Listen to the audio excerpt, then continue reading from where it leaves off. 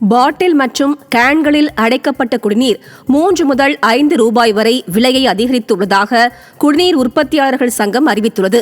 சென்னை ஆலந்தூரில் செய்தியாளர்களை சந்தித்த தமிழ்நாடு அடைக்கப்பட்ட குடிநீர் உற்பத்தியாளர்களின் சங்கத் தலைவர், தற்போது மூலப்பொருட்களின் விலை 40% உயர்ந்துள்ளதோடு மின்சார கட்டணமும் அதிகரித்து உள்ளதால் குடிநீரின் விலை அதிகரிக்கப்பட்டுள்ளதாக தெரிவித்தார்.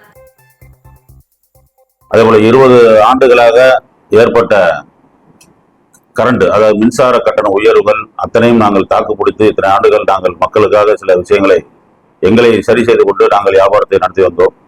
இப்பொழுது எங்களால் அந்த சூழலை கடைபிடிக்க முடியாத காரணத்தால் ஒரு கேன் 20 லிட்டர் கேன் விலை பார்த்தீங்கன்னா 5 ரூபாய் விலை உயர்கிறது. அதே மாதிரி பாட்டிலோட விலை ஒவ்வொரு இதுக்கும் 30 ரூபாய் விலை உயர்கிறது என்று இதன் மூலியமாக நாங்கள் உங்களுக்கு தகவலை நாங்கள் தெரிவிக்கின்றோம்.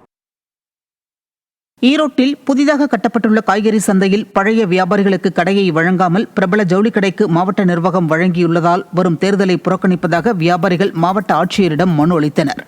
ஈரோடு நகரின் மையப்பகுதியில் இருந்த நேதாஜி காய்கறி சந்தை இடமாற்றம் செய்யப்பட்டது.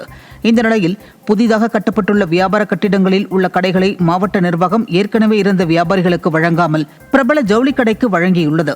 இதனால் கொங்காளம்மன் கோவில் வீதி அனைத்து வியாபாரிகள் சங்கம் சார்பில் வரும் சட்டமன்ற தேர்தலை புறக்கணிக்கப் போவதாக கூறி மாவட்ட ஆட்சியரிடம் வியாபாரிகள் மனு அளித்தனர். விருதுநகர் மாவட்டம் காரியப்பட்டி அருகே உள்ள எஸ்பி புதூர் கிராமத்திற்குள் பேருந்துகளை இயக்க வலியுறுத்தி அரசு பேருந்தை பெண்கள் சிறைப்பிடித்ததால் பரபரப்பு ஏற்பட்டது. பள்ளிக்கூடம் செல்லும் சிறுமிகளுக்கு பாதுகாப்பு இல்லாத சூழல் ஏற்பட்டுள்ள நிலையில் காட்டுப்பாதையில் அவர்களை அனுப்ப முடியாது என பெண்கள் தெரிவித்தனர். பள்ளிக்கூடத்துக்கு பிள்ளைகளுக்காண்டி நாங்க பஸ் நிப்பாட்டி இருக்கோம். எங்க ஊருக்கு 3 டைம் தான் பஸ் வருது. நைட் நேரத்துல ரோட்ல தான் போகுது, ஊருக்குள்ள போக முடியல. ஏதாவது ஒண்ணு ஆச்சுன்னா யார் பதில் சொல்வா? எல்லா நியூஸ் சேனல்ல என்னென்னமோ நடக்குது, அதெல்லாம் பாக்குறது ஆளுங்க பாக்கலையா? நாங்க அமைச்சர்கிட்ட மனு கொடுத்தாச்சு, கலெக்டர்கிட்ட மனு கொடுத்தாச்சு, என்னமே இல்ல. பள்ளிக்கூடத்து பிள்ளைங்க படிக்கணும்னா எப்படி போய் படிப்பாங்க? நடந்து 5 கிலோமீட்டர் 6 கிலோமீட்டர் நடந்து போய் படிக்க முடியும்? எப்படி படிப்பாங்க பள்ளிக்கூடத்துல? எங்களுக்கு பள்ளிக்கூடத்து பிள்ளைங்களுக்கு ஸ்கூல் பஸ் வந்தே ஆகணும். திருவள்ளூர் மாவட்டம் சோளிங்கர் தொகுதியில் காங்கிரஸ் சட்டமன்ற உறுப்பினர் முனிரத்தினம் எந்த பணியும் செய்யாமல் இருப்பதால் மக்களுக்கு கிடைக்க வேண்டிய திட்டங்கள் எல்லாம் முடங்கி போய் உள்ளது. தகரக்குப்பம் ஊராட்சிக்கு உட்பட்ட பொது கழிவறை புதராக மாறி காட்சியளிக்கும் நிலையில் இதேபோல் தொகுதியில் எந்த திட்டங்களும் முழுமை பெறவில்லை என மக்கள் குற்றம் சாட்டுகின்றனர். திருப்பத்தூர் மாவட்டம் ஜவ்வாதுமலையில் உள்ள புங்கம்பட்டு நாடு ஊராட்சிக்கு உட்பட்ட பெருமாள் கோவிலூர் கிராமத்தினர் அடிப்படை வசதிகள் எதுவும் இல்லாததால் தேர்தலை புறக்கணிக்கப் போவதாக தெரிவித்தனர். பெருமாள் கோவிலூர் கிராமத்தில் வீடு கட்டி வசிக்கும் எங்களுக்கு பட்டா வழங்காமல் இருப்பதுடன் சாலை வசதி, குடிநீர் வசதி மற்றும் மின்சார வசதிகள் ஏற்படுத்தி தராமல் உள்ளதால் தேர்தலை புறக்கணிக்கப் போவதாக கூறி கிராம மக்கள் பேனர் வைத்தனர். இதையடுத்து திருப்பத்தூர் வட்டாட்சியர், வட்டார வளர்ச்சி அலுவலர் மற்றும் கிராம காவல் ஆய்வாளர் உள்ளிட்ட அதிகாரிகள் கிராம மக்களிடம் பேச்சுவார்த்தை நடத்தியது பரபரப்பை ஏற்படுத்தியது. சென்னையில் மூதாட்டியிடம் தங்க நகை பறித்த வழக்கில் பிரபல வழிப்பறி கொள்ளையன் உட்பட 3 பேர் பிடிபட்டனர்.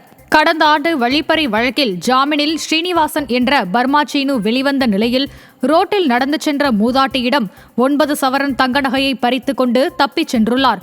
இந்த நிலையில் பிடிப்பட்ட ஸ்ரீனிவாசன் என்ற பர்மா சீனுவை விசாரித்தபோது ஆட்டோவுக்கு தவணை தொகை செலுத்த முடியாமல் போனதால் செயின் பறிப்பில் ஈடுபட்டது அம்பலமாகி அதிர்ச்சியை ஏற்படுத்தியுள்ளது. மேலும் மூதாட்டி வழிப்பறி வழக்கில் தொடர்புடைய 3 பேர் சிக்கினர். ரம்ஜான் பண்டிகையை ஒட்டி மதுரை மாவட்டம் திருப்பரங்குன்றம் மலைமேல் உள்ள நெல்லித்தோப்பு பகுதியில் 100க்கும் மேற்பட்ட இஸ்லாமியர்கள் தொழுகையில் ஈடுபட்டனர். இத்தொழுகையில் அனைத்து சமுதாய மக்களுக்கும் எல்லாம் கிடைத்து நலமுடன் வாழவும், இந்து முஸ்லீம் கிறிஸ்துவர்கள் ஒற்றுமையாக வாழ வேண்டியும் சிறப்பு துவா செய்யப்பட்டது. இதனைத் தொடர்ந்து சிறப்பு தொழுகை முடிந்த பின்னர் இஸ்லாமியர்கள் ஒருவருக்கொருவர் கட்டி அணைத்து ரம்ஜான் வாழ்த்துக்களை பகிர்ந்து கொண்டனர்.